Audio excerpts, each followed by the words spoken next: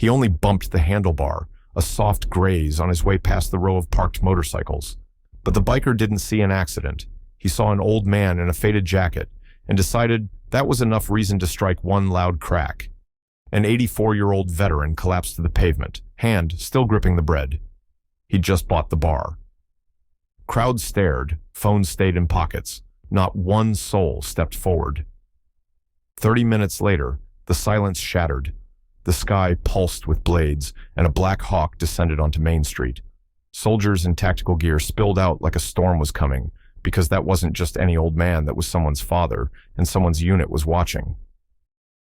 If you believe dignity doesn't retire with age, hit like button, let us know where you're listening from in the comments, and make sure to subscribe to Hopeful Horizon, because this story proves some uniforms never come off.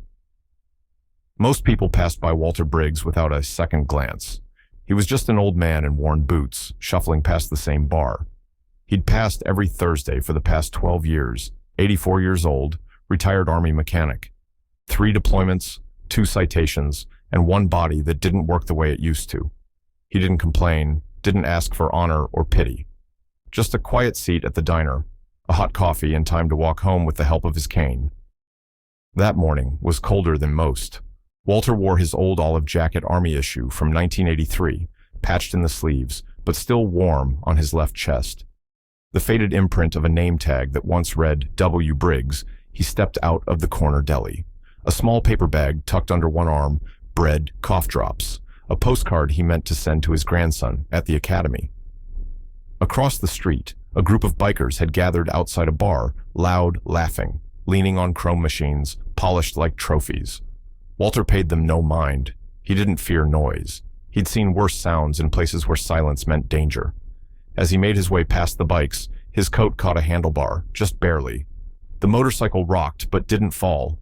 Walter stopped immediately, turned around, hands up, didn't mean to touch its son. "My jacket's thicker than I thought," he said with a small apologetic smile. He wasn't mocking, he wasn't careless. He was just old and kind. But the tallest biker stepped forward, sunglasses, glinting in the noon sun. He didn't ask questions. He didn't inspect his bike. He slapped Walter across the face. The sound echoed off the brick walls. The old man hit the sidewalk with a soft grunt, one hand still clutching the paper bag as it tore bread rolling into the gutter. The laughter from the bar didn't stop. No one moved. Someone sipped a drink and turned their chair. Walter didn't cry out. He just sat up slowly. One knee, trembling face flushed with more humiliation than pain, and began picking up pieces of bread from the street. Walter's cheek burned, but he didn't reach for it.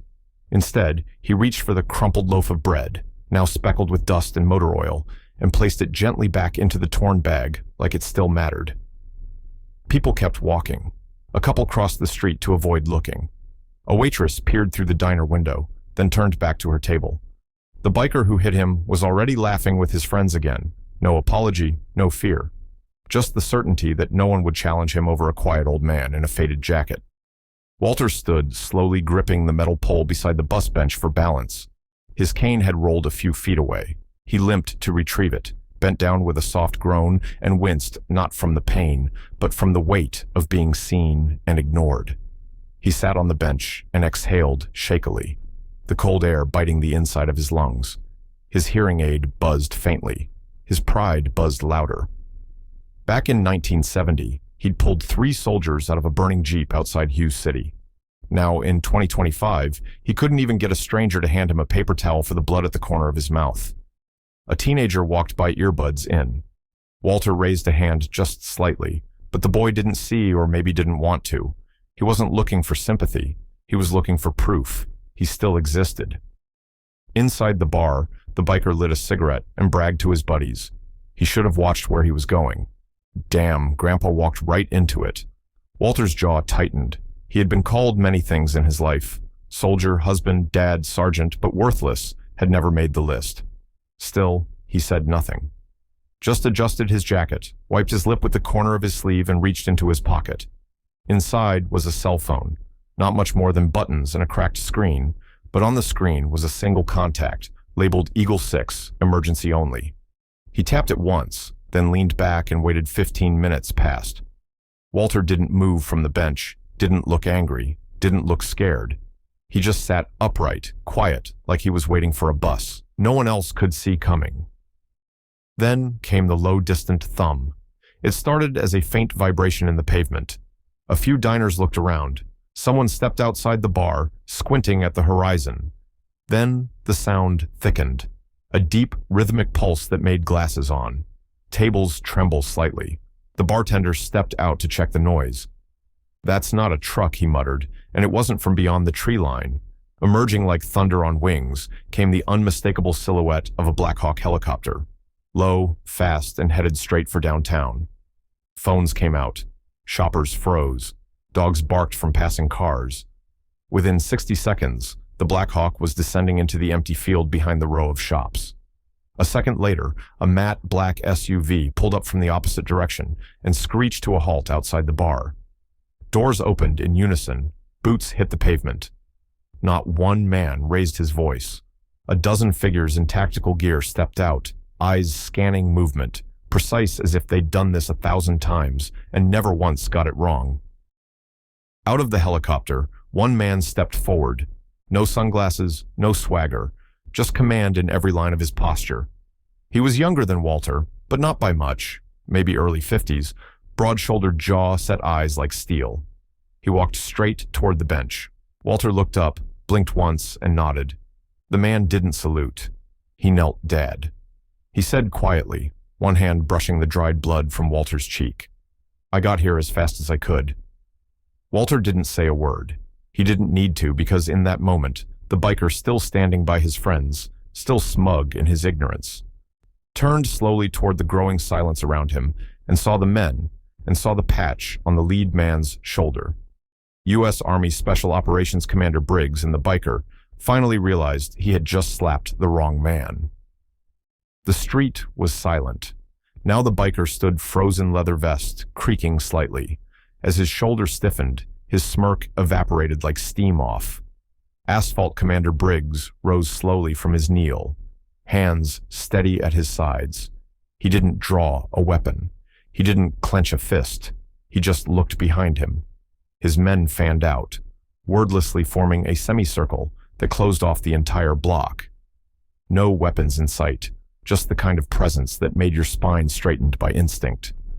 Walter, still seated, lowered his head briefly, not in submission, but in quiet acknowledgement. Inside the bar, music had stopped. Someone peeked from behind the blinds. A waitress ducked down behind the bar, counterphone forgotten in her hand. The biker took a step back as Commander Briggs moved forward, his voice quiet but clear. "Which one of you struck a veteran?" No one answered. Not at first. Then the biker stepped forward, barely arms raised half in mock defense. "Man, it was just some old guy. He bumped my ride." Briggs didn't blink, didn't flinch. That old man served this country while you were still learning how to spell your own name. A ripple passed through the onlookers. Someone recording muttered, "Oh, damn." The biker scoffed, trying to hold on to bravado. "You military types think you can just roll in like you own the place." Briggs took one step closer. Only one. It was enough to erase the distance between patience and consequence. "I didn't come here to threaten anyone," he said. "Calm is a loaded gun. I came here because my father bled on a sidewalk." While cowards laughed, he turned slightly, raising a single finger toward one of his men. The soldier nodded and stepped back, speaking into a radio clipped to his vest. 2 minutes later, a police cruiser pulled up, sirens off, lights, cold and silent. This time, the cops didn't look bored. They looked cautious. Briggs didn't explain. He just pointed at the biker. The officers understood. The cuffs clicked shut, not in rage, but in quiet resolution. The biker didn't resist. There was no point. The moment those cuffs clicked, his confidence dissolved like cheap ink in the rain. As the officers led him toward the cruiser, a strange stillness fell over the block. People emerged slowly from doorways and windows, as if waking from a spell. Walter still sat on the bench, his hands resting on his cane, his expression unreadable. Commander Briggs returned to him quietly, crouching again to eye level you. "Okay." Walter nodded faintly, then offered something almost like a smile. "I've had worse." He muttered, but not in front of so many people who did nothing. That line hung in the air. A woman with gray streak hair took a tentative step forward, then another. She approached Walter with her eyes down, holding out a clean handkerchief. I should have said something. I'm sorry. Walter took it, gently nodded, and then it began. A young man near the coffee shop removed his baseball cap. A father lifted his child onto his shoulders and whispered something. A boy, no older than 10, stood ramrod straight and saluted. Clumsy, but earnest. The crowd around the bar slowly transformed phones, lowered hands extended. No one shouted, no one cheered. It wasn't about spectacle, it was about respect.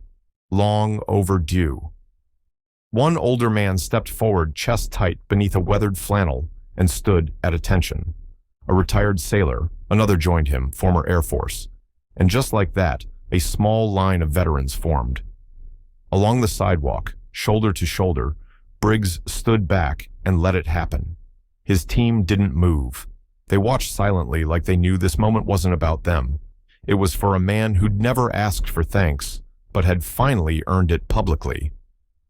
Walter sat a little taller, not out of pride but relief, as if something heavy had finally been lifted off his chest after years of being carried quietly. This wasn't just about a slap anymore. It was about every time he'd been overlooked, underestimated, or forgotten. And now, finally seen by evening, the video had made its way across the internet. The slap, the silence, the Black Hawk, the arrest. No music, no edits, just raw footage that didn't need dramatizing. Respect the elder Walter Briggs. Quiet strength within hours. Local news stations picked it up by morning. It was on national broadcasts. They didn't just report the incident, they told his story. Sergeant Walter Briggs, Army Mechanic, Gulf War, Kosovo. 3 Bronze Stars, 1 Purple Heart, and until yesterday, completely invisible. The bar issued a half-hearted statement. Unfortunate incident. Not representative of our values, but people remembered the laughter, the turned backs, the closed doors. They weren't forgiving it. The mayor called Walter's son personally, asked if the city could honor his father with a community event. Briggs said, only if it's for him, not for press. He'll show up within a week. The town green had been transformed. A stage rows of folding chairs, an entire middle school chorus, rehearsing the national anthem. Walter arrived in a wheelchair this time, not because he was weak, but because someone finally offered to push him, and he let them. The crowd rose as one, not out of obligation, out of something heavier, a recognition that dignity, when restored, becomes contagious. The mayor read a prepared speech, but what people remembered was the voice of Walter's son. Commander Briggs stepped to the mic and paused for a long moment. My father didn't raise his voice. He didn't fight back. He didn't need to. His life spoke louder than anything fists could say. He turned to his father's eyes, glassy. You taught me what strength looks like, and now the world knows it too. He stepped down. Walter didn't speak. He just raised one hand in acknowledgement. Firm, slow, deliberate. The ovation lasted nearly 4 minutes. Not for medals, not for revenge. For every quiet act of service no one had clapped for until now. A few days later, Walter received an unexpected letter, handwritten, shaky, no return address. Inside were 6 words. If you'll meet me, I'll listen. It came from the biker. At first, Walter didn't respond. He had every right to ignore it. No one would have judged him for walking away, but something in the way the letter was written, uneven lines, ink smudged at the edges, reminded him of another broken man from long ago, one of his own from the service, haunted, angry, but not beyond reach. He asked his son to arrange a short meeting before the biker's court hearing in a quiet courthouse room with no cameras and no uniforms. The man who had once slapped him sat hunched forward, stripped of attitude, leather vest, replaced with a plain button-up hands, clenched like he was bracing for impact. Walter entered slowly, didn't speak at first, just sat across from him with a veteran's stillness that could silence an entire room. I didn't know who you were, the biker muttered. That's the problem, Walter replied gently. You didn't care. The man swallowed, hard eyes darting. My dad was a soldier too. Vietnam came back, shattered. I grew up hating uniforms because I thought they took him from me. Walter nodded slowly. I knew men like him lost just as much as they brought home. There was no lecture, no punishment. Oh, just a quiet space where truth finally stood up. Straight than pride. The biker, his name was Kyle, wiped his face roughly and slid a folded paper across the table. Judge's orders or not, I'm starting therapy. Signed up to volunteer at the VA downtown. I want to earn something back. Walter looked at the form, then at the man who had once knocked him to the ground. He reached out, laid one weathered hand over. Kyle's, you won't earn it fast, but every day you show up, you'll get closer. Kyle nodded, tears running freely. Now that meeting would never make headlines, but it changed 2 lives in that quiet room. 6 months later, the corner of Broad Street and Ellison Avenue looked different. Where once there had been silence, now stood a bronze plaque mounted on a polished stone wall. It read in honor of Sergeant Walter Briggs, a quiet shield between us and chaos beneath it, a single line etched deeper than the rest. He never asked to be seen. He simply stood. People pause. Now, when they passed, not everyone, not every time, but enough students brought flowers on Veterans Day. A local artist painted Walter's silhouette into a mural of community heroes, and the city council voted unanimously to rename that small park behind the Bar Briggs Field. Walter still visited on Thursdays. Same boots, same jacket, same slow, steady walk. But now someone always waved first. A teenager on a skateboard would nod respectfully. A new recruit from town would stop to shake his hand. A father would point him out to his child, not as a legend, but as an example. Kyle, the man who had once struck him, now drove veterans to and from the VA twice a week. He wore no uniform, but his actions started to fit like one. Sometimes Walter saw him at the diner, helping a frail vet into a booth, or carrying someone's groceries. They never made a show of it, just exchanged small nods, warriors indifferent, ends of the road, walking it in the same direction. Now, Commander Briggs returned only once after the ceremony. He and Walter sat on the same bench. No need to speak much. After a while, his son simply said, "You taught them something. Dad, you changed this place." Walter smiled faintly, watching a boy tie a flag to his bike nearby, maybe. Or maybe they just remembered what mattered that night. As the wind rolled through the trees near the bar, the sound of distant rotors could almost be heard again, not from the sky this time, but from memory. And if you stood long enough, you could almost hear it the moment a town stood still, because one man refused to fall alone. If you believe respect shouldn't come after pain, if you believe some uniforms never really come off, hit like button, let us know where you're listening from in the comments, and make sure to subscribe to Hopeful Horizon. Thank you for being a part of our community. Until next time, stay hopeful, stay strong, and always fight for what's right.